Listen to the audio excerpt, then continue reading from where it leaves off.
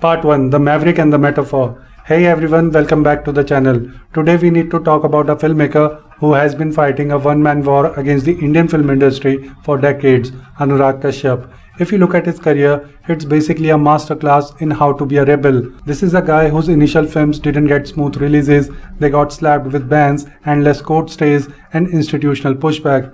He literally had to resort to guerrilla filmmaking, shooting on the streets with hidden cameras, working on shoestring budgets, just trying to get his vision alive. But here's the tragic part. Even when his films finally saw the light of day, the mainstream audience often didn't show up. They wanted safe, glossy, escapist cinema, not the harsh mirror he was holding up. Now constantly fighting the government, the censor board, and public apathy does things to an artist. If you look at his recent filmography, including Bandar, you can see the toll it takes. The pure polished art of his early days sometimes takes a backseat, and this raw unedited frustration starts leaking onto the screen. The quality can fluctuate, sure, but that's because you are watching a creator who is genuinely exhausted. It's like the system tried to choke him out, but he refused to let the artist inside him die. Instead, he channeled all that anger right into the narrative of Bandar.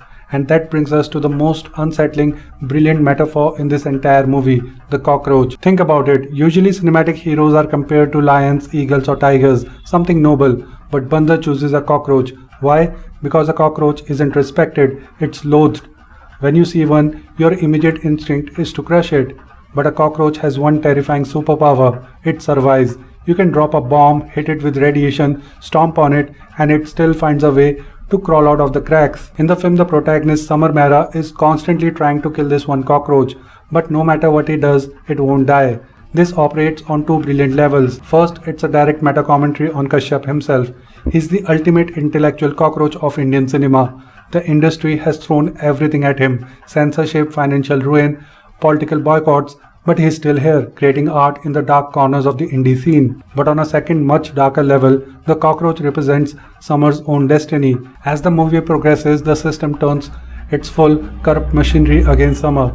They strip him of his dignity, his freedom, and his reputation.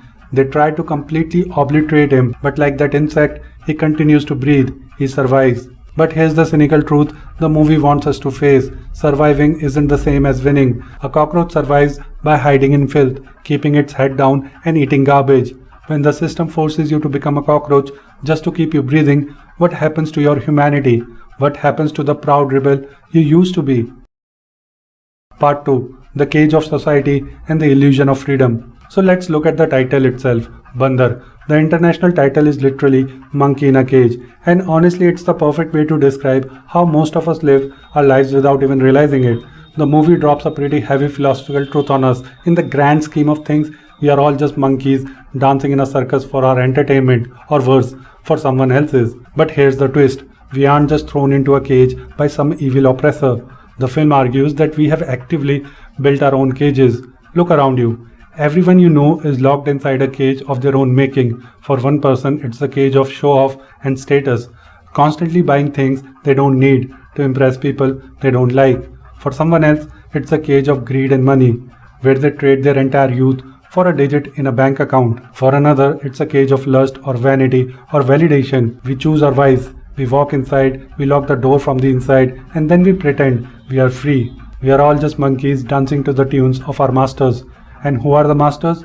It's our desires, our vices, and the societal expectations we are too afraid to fight. And speaking of societal expectations, let's talk about how Indian society actually operates, because the movie takes a massive swing at this. Think about the standard Indian life script.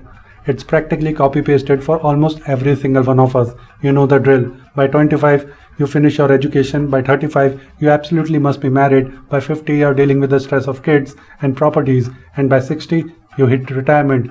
It's a beautifully packaged, incredibly rigid assembly line. If you talk to typical Indian parents, the script is always drilled into you with a weird mix of love and underlying threats.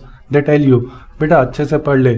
Why? So you get a good degree. Why? So you get a good job. Why? So you get a good match for marriage. Why? So you can have a good kids who will eventually enter the exact same meat grinder. They promise you that if you just follow these steps, you will be happy. But what they are actually doing is hand delivering you the blueprint to a safe, comfortable, predictable cage. Mostly every Indian life follows this exact same pattern. It's safe, it's secure, and it requires zero original thought. But then you have the outliers, the rebels, characters like Samar Mehra. Samar is a total glitch in this matrix.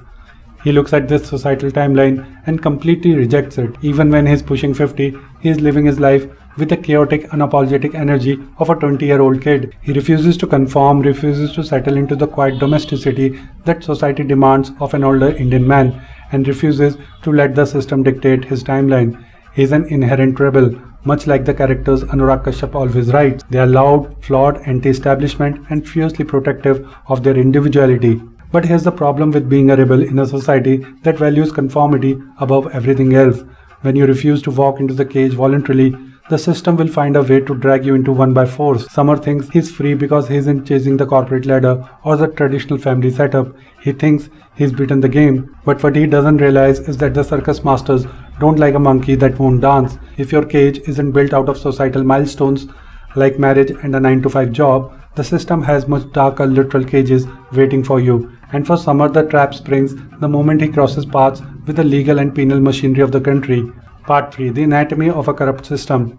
Alright, so let's talk about what happens when the rebel actually gets caught in the gears of the machine. This is where the movie shifts from a psychological character study into a full-blown, terrifying look at institutional rot. Bandar takes a massive, unapologetic swing at the entire Indian judicial and penal system, and it does not hold back. And before we look at the prison itself, we have to look at the gatekeepers of this system, the police. There is this one specific scene in the movie that perfectly encapsulates the absolute casual corruption of our society. It's a scene where a police officer sits down with Summer, who, remember, is currently a rape accused, and lays out a deal with the calm indifference of a vegetable vendor. The cop looks him dead in the eye and basically says, "Look, give me 20 lakh rupees, I will make this entire case disappear. Rafa dafa kar dunga." Think about how chilling that is for a second. The movie is showing us a system where justice isn't about guilt or innocence. It's a transaction. It's a commodity that can be bought, sold, and traded over a cup of tea. If you have 20 lakhs in your bank account, you can walk out of a heinous accusation a free man. You can literally buy your way out of the consequences of a crime, regardless of whether you actually did it or not. And this scene highlights a heartbreaking truth about our society. नीलाम तो सिर्फ गरीब की इज्जत होती है. If you are wealthy, the law becomes a shield. An affluent perpetrator can use the absolute power of money to bury files, silence witnesses, and expedite bails. But if you are poor, if you are an ordinary citizen without deep pockets, the system will swallow you whole. It makes you realize how impossible it is for an expedited, fair process to exist for an ordinary woman or a marginalized victim when the entire legal machinery is inherently up for sale. How can anyone have faith in the law when the scale of justice is balanced by bags of cash? Now, after the corruption of the police comes the actual nightmare of the prison system, and the movie does something really interesting here with its portrayal of jail life. It shows us that a prison isn't just a place where you lose your physical freedom. It's an entire parallel economy built on extortion and human misery. The film highlights the bizarre, dark reality of prison corruption. You enter this place and suddenly, even your basic human dignity has a price tag. The movie literally tells us that in jail, you have to pay bribes just to wear slippers. Think about that level of pettiness. चप्पल पहनने के लिए भी पैसे खिलाने पड़ते हैं. It jokes that jail is basically the most expensive luxury hotel in the country, where even breathing the air requires you to grease someone's palm. Every single step, from getting a decent meal to securing a clean place to sleep to avoiding a beating, requires a continuous stream of money flowing into the pockets of the guards and the prison hierarchy. Now, when I was watching this entire prison sequence, I have to admit part of me felt like it was a little over-exaggerated. It felt almost too cinematic, too intensely hyper-stylized in its brutality and cynicism. But then you start looking at the reality of our under-trial system and you realize the truth isn't too far off. To really understand what Bandar is doing here, we have to compare it to another major piece of Indian media, the first season of Criminal Justice, starring Vikrant Massey. If you have seen that show, you know it also deals with an innocent man thrown into the meat grinder of a corrupt jail system. But the way Criminal Justice handles it is entirely different from Bandar. In Criminal Justice, the portrayal of prison life is excruciatingly detailed. It's a slow, agonizing, step-by-step breakdown of how a regular guy survives behind bars. You see the politics between gangs, the meticulous way contraband is smuggled, the specific power dynamics between the older inmates and the newcomers, and the sheer exhausting bureaucracy of the legal defense. It feels grounded, hyper-realistic, and deeply researched. Every single episode builds on the physical and psychological toll of being trapped in that environment. In comparison, Bandar feels like it has a lot less focus on the actual physical torture and more focus on the existential torture, The prison scenes in Bandar move at a different pace. It doesn't give you the same granular documentary style look into prison mechanics that criminal justice did. Instead, Kashyap uses the jail as a symbolic crucible.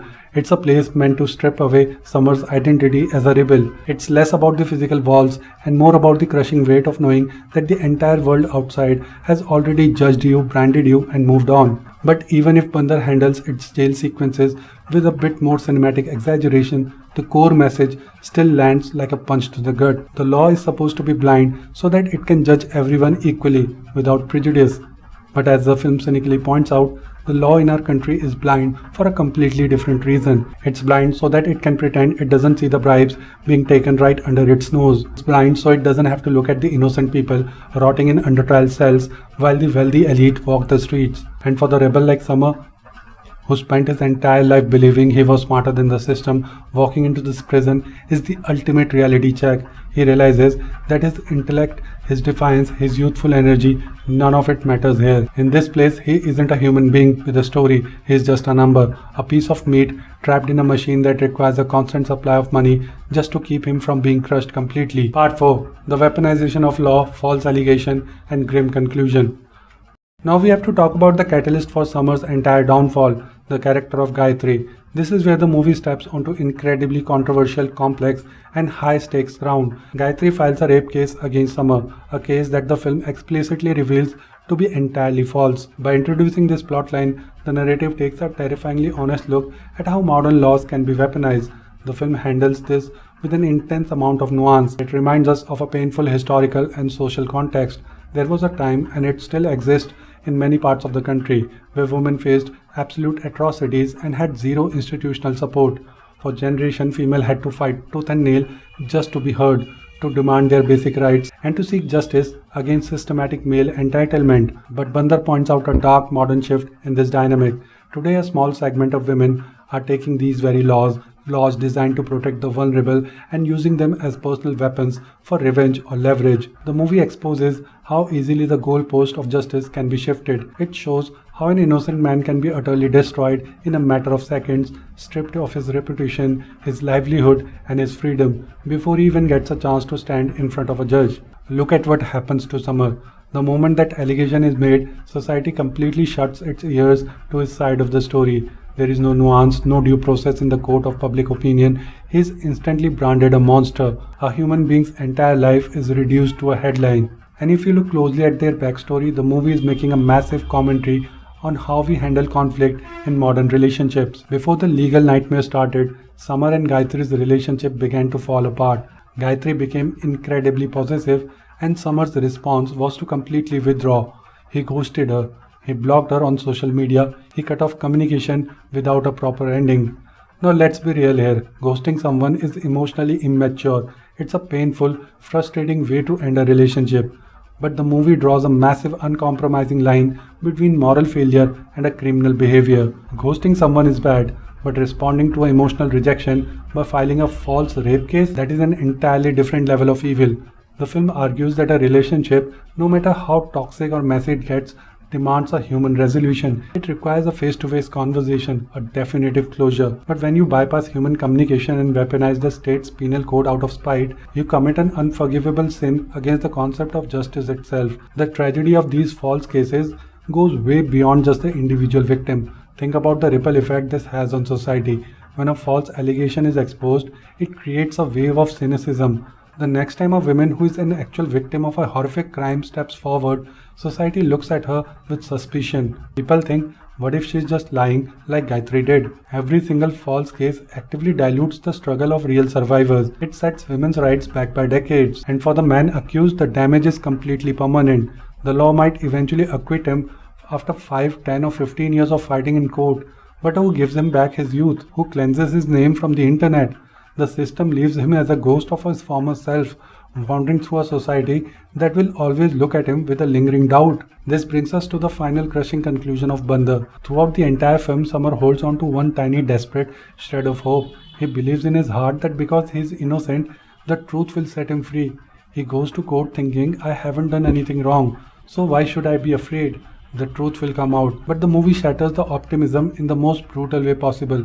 The system doesn't care about the truth. It cares about the procedures power and compliance. By the time the film reaches its final act, Summer's spirit is completely broken. He realizes the system is an immovable mountain and he's just a speck of dust. There is this incredibly powerful, heartbreaking piece of symbolism at the end of the movie. Summer breaks his tooth. On a narrative level, it's a physical injury from his time in custody, but on a symbolical level, it represents the absolute death of his inner rebel. The broken tooth signifies that he has lost his bite. The loud, defiant, chaotic man who refused to conform to society's timeline has been completely declawed and defanged. To understand just how dark this ending is, you have to compare it to another Anurag Kashyap classic, Devdi. At the end of Devdi, the protagonist goes through a massive emotional and physical wreck, but he gets a moment of realization. He survives a near fatal accident, understands his mistakes, breaks free from his self-destructive cycle, and gets a second chance at life and love. It's an ending that offers a glimmer of redemption, a sense of hope that a broken man can rebuild his life. But Bandar completely rejects the optimism of Devdi. There is no redemption arc here. There is no second chance. The ending is pure unadulterated nihilism. In the final scene of the movie, we see Summer back in the jail courtyard. He has completely adapted to the prison environment. He blends into the background and he moves to the rhythm of the prison routine. The transformation is complete. The man has learned how to do the monkey flip. He has finally learned how to dance to the tunes of his masters. The movie leaves us with a terrifying closing thought. We are all proud of our individuality. We all like to think that if we were put in a cage, we would fight till our last breath. But Bandar forces us to look in the mirror and realize that the system always wins. It doesn't matter how stubborn you are, how innocent you are, or how hard you fight. Eventually the machine will grind you down until you forget the sound of your own voice, willingly accept your cage, and start dancing on command just like everybody else. When you look at Bandar as a complete piece of art, it stands as one of the most cynical, raw, and deeply personal films to come out of Indian cinema in recent years. It is a film where the lines between the director's real-world exhaustion and the protagonist's fictional nightmare completely blur into each other. Through the triple metaphors of the maverick, the cockroach, and the monkey, the film traces the tragic evolution of human defiance. It shows us an artist and a character who start their journey as mavericks, fiercely independent, fighting the system with passion and creative energy. But as the institutional machinery retaliates with censorship, corruption, and false allegation, that energetic rebellion is forced to mutate. The maverick is forced to become a cockroach, an entity that survives not through glorious victory, but by hiding in the dark, eating dirt, and enduring conditions that strip away its dignity. And finally, the ultimate tragedy occurs when even that survival mechanism fails to protect the soul. The cockroach is dragged out into the light and forced to become the Bandar, the monkey in a circus cage. The film ends not with a bang of heroic defiance, but with the quiet, devastating whimper of absolute submission. It stands as a haunting cinematic warning to anyone who dares to think they can outrun the system. The circus masters are always watching. The cages are already built, and eventually we all learn how to dance.